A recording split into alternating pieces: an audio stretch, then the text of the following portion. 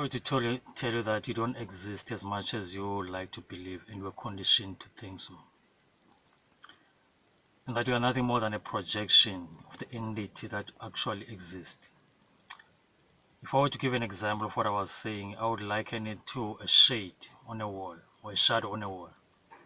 For a shadow to exist, there must be an object blocking the light. So let's assume that this light was the spirit, and that the object blocking the light was the soul, in other words, the element of the spirit, which is condensed into visible form, or in this case, condensed into manageable form. And that your ego would be the shadow projected on the wall, which you'll associate with yourself because it's connected to your experiences. And these experiences are due to the fact that the consciousness, in other words, the spirit, has attributes such as love, kindness, joy, understanding, curiosity, etc. And these were the qualities in which you were born with, the qualities in which you identified with yourself. And they are the ones that gave a unique experience, which allows you to identify with your body as yourself. In other words, they are what allowed you to develop the notion of self. But what if I were to tell you that this self is an illusion, in the same manner that you have fingers and cells inside your body, but none of them have their own life.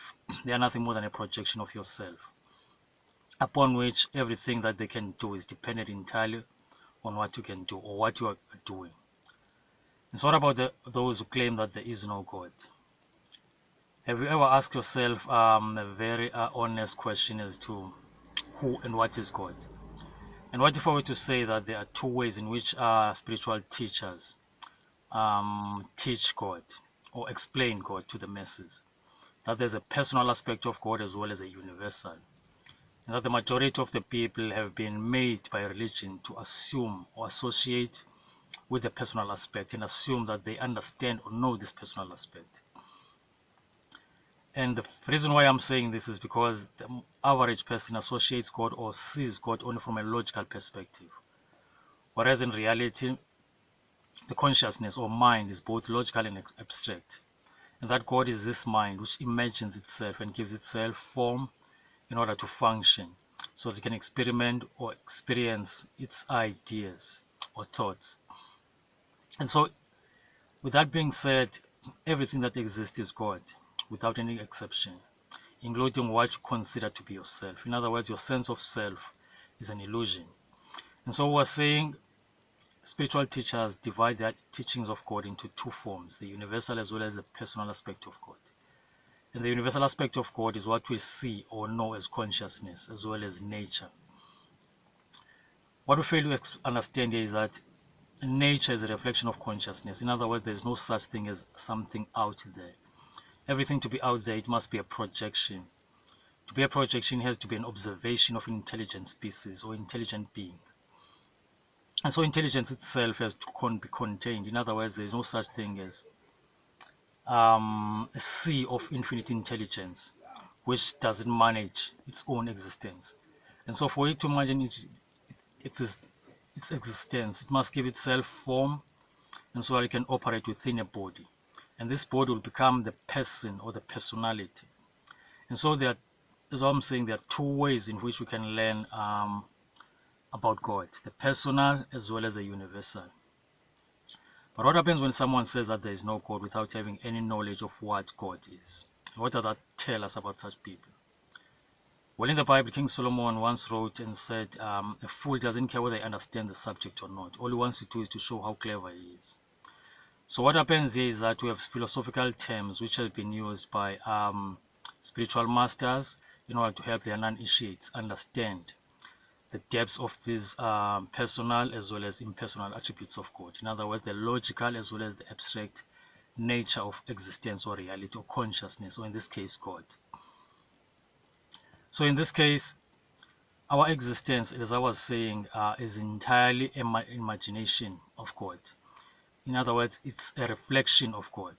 And so to say that there is no God, or to assume or believe that there is no God, simply because now there's a new trend, atheist movement or new age whatever movement, or you are now being fooled by science, actually physical science, because by the way, there is no such thing as anything physical. Everything is consciousness which vibrates at either a high or low frequency, and that low frequency gives us the illusion of matter or solid, stable, non-vibrational materialism or matter. And so whenever we assume that there is no God, we're actually revealing the fact that we have no knowledge of this entity, by the way, because God is reality, and reality is consciousness, and consciousness is nature. And when you combine all those into one word, you use the word God. And the moment you're using the word God, you have moved from the universal description of God to a personal description of God, showing a superior understanding of the connection or the symbiotic relationship between these three things, actually one being the other or the reflection of the other, with no separation in between. And so people who are usually saying there is no God are usually saying that based on their own misconception of self as well as reality. The majority of them wouldn't even know or understand that individuality as we know it is also an illusion, that all of us collectively are an imagination, that the only entity that exists is the one they seek to deny, which projects itself as everyone else in order to experience life in an infinite variety of forms simultaneously as everyone else, including plants, animals, and beings beyond our perceivable dimensions. And so the purpose of this video was to paint a simple and direct argument of the existence of God as well as the illusion of our own selves. And so what I was trying to say here is that God is the only thing that exists, and that we are the ones who should focus on whether we know anything about existence. And the purpose being that if we were to know that we exist entirely as God or as reflections of God, we would then have the ability to combine our souls, our intelligence, and our efforts, and thus become the single entity which is all-knowing and powerful. And in so doing, we'll force the laws of attraction to take form.